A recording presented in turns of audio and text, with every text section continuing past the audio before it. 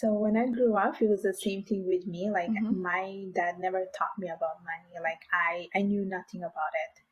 And I just remember him saying, €1 makes a huge difference. Mm-hmm. I just remember him saying that, and it just stuck in my mind. And I never asked him about money. I just felt like it was a taboo topic, and I think it's still a taboo topic in many households. And I was always scared of asking about money. I was scared of asking him for money.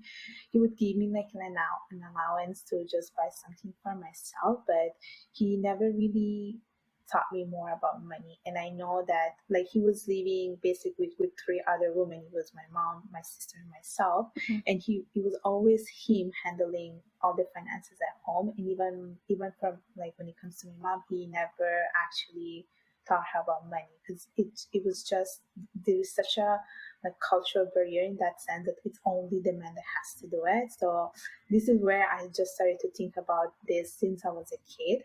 Okay. And then I was like, okay, I'm just gonna go to study finance eventually. Yeah, so it's interesting what you were saying about the fact that it was taboo. So I kind of wonder how your curiosity grew. Then did you start asking people around you, or like how did you go look for information when you were a child? No, No. no, actually, no. I never asked for information. Like I always took whatever they told me. Like if they said, okay, you're not handling the finances at home, or you really need to know about money, I would just agree with them. Mm-hmm. And as I grew older, so I went into like finance studies. I studied finance. I did an honors in finance. It was only later, like, and I'm talking when I was like 24, 25, that I was like, okay, I want to learn a little bit more about personal finance. And this is where I started to get a little bit more knowledgeable and educating myself a little bit more about personal finance. So I started to like watch stuff on YouTube, read books, listen to a lot of podcasts, and also learn from other people that I have in my network. So it just came like really later on in life. All right. Yeah, but you went to study finance when you were 18, then at university, or how old were you I when was you? actually I was 20. 20, okay, because then I'm kind of wondering at 20 if you um, at the time didn't have so much knowledge when it comes to the finance industry, like what made you choose those studies? Was there still like a spark in you and you knew that you were going to find finance interesting, or how did it No, happen? no, it's actually pretty funny because finance was never my major, it was my minor. So my Okay. major was international business, Mm-hmm. and I took few classes, and after that I was like, I'm done with this. I don't like this subject. It was boring, it was not interesting. And then I took some finance classes, and that's what made me fall in love with the subject. Like I just really enjoy going to my finance classes and listening to my teachers. And this is where I was like, oh, I really enjoy this. I'm gonna make it as my major. So this is where I started studying finance. I took many classes in finance to graduate, and then I think my grades really helped me to get into the honors program, and I wrote a thesis about art and wine investing. But I really enjoyed like studying finance. Like I would enjoy going to my exams and writing the exams. I was like, wow, this is so amazing. I remember I didn't want to graduate because I was so upset. I was like, oh my gosh, I'm never gonna learn this anywhere else. So for me, it was like I was really enjoying. Like I really love finance in general. I really Yeah. love it. I feel like that's quite rare. Like I don't hear a lot of people saying that they're excited to go, write their exam or they don't want to finish their studies. So yeah, you must feel very like I don't know, grateful when you find studies that fit you so well because yeah, for Yeah, it's some people it's fulfilling. challenging to find what they like. Yeah, for sure. Hmm. Hmm. It's fulfilling. That's how I like to say it. Yeah, I can imagine that. That's great. And what aspects of financing did you find particularly um, interesting? So if we stay, because I'm sure then with the years you discovered more aspects of financing, but really when you started your studies, what grabbed your interest?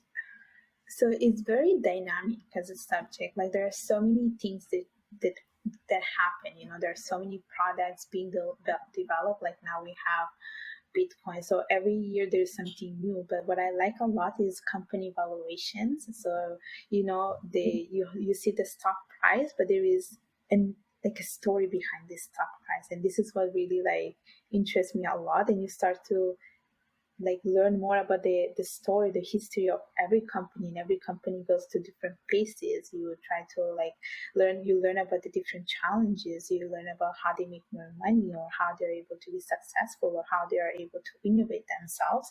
So because it's like so different, and every company has a different story, I think we're always like interested to learn more about it. And finance is always changing. There are so many things always happening in the financial system, even now, with the whole situation that is happening, Mm-hmm. like in other countries, you see how it impacts the whole global system. So it's very interesting because it's like all intertwined and interconnected, and everything depends on that. Yeah, I can imagine. It's for sure interesting to be recording this episode with you because I haven't mentioned it yet. I told you already when we prepared this episode, but finance is really not the area that I'm the most that I know the most about. Let's say it like that. Yeah, for me, finance is kind of a area that always seemed like I don't know. I've just never really been attracted to finance, so that's why I think it's really interesting to record this episode because. I'm really gonna learn also from that, and that's the whole point of the podcast.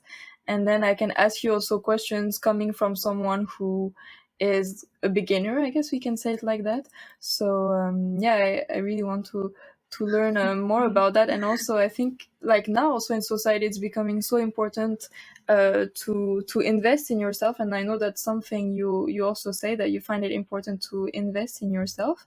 And why do you think it's so important? And also, what do you think it means at the end of the day to invest in yourself? So I like to think that we are the biggest investment that we can ever do. And I think it's always important that you do as much as you can to enrich yourself. And by that, I mean like, taking courses. Like if you, let's say, enjoy photography, then take photography classes so you can learn a new skill. Or let's say you like to speak in public, or maybe you're afraid but you want to overcome the fear, then you should join like public speaking clubs. And this is something that I do for myself as well. Like I like to, like, I have a fear for public speaking, and I was like, okay, I'm gonna get over this fear. I'm gonna go to Toastmaster, which is a nonprofit organization that is dedicated to for people that want to work on their public speaking skills. Other things that I do, for instance, is have my blog and just work on my writing skills, because I'm like, oh, eventually, if I want to, let's say, write a book, then I have worked towards that. Or other things such as, like, I really enjoy volunteering, and I think through volunteering you can learn a lot of skills that probably you wouldn't learn at work. You can learn a lot of soft skills, and I try to use my time to do that. And other things that I do is I take courses, try to learn new languages, read books, and that's what I mean by investing in yourself. You just have to do as much as you can to just enrich yourself, become much more knowledgeable. And I think that's also where you feel much happier and satisfied with the things that you have accomplished, because you're like, oh, I'm learning so many new things. It feels great. So that's really what I mean by investing in yourself. Yeah, for sure. I completely agree with you, and it's very personal, also, of course, how you want to invest in yourself. But there is also, yeah, a lot of yeah. It's very. You used the word fulfilling earlier. I think it's very fulfilling to learn so many skills, and to work towards achieving your goals. So I can only agree with you on that.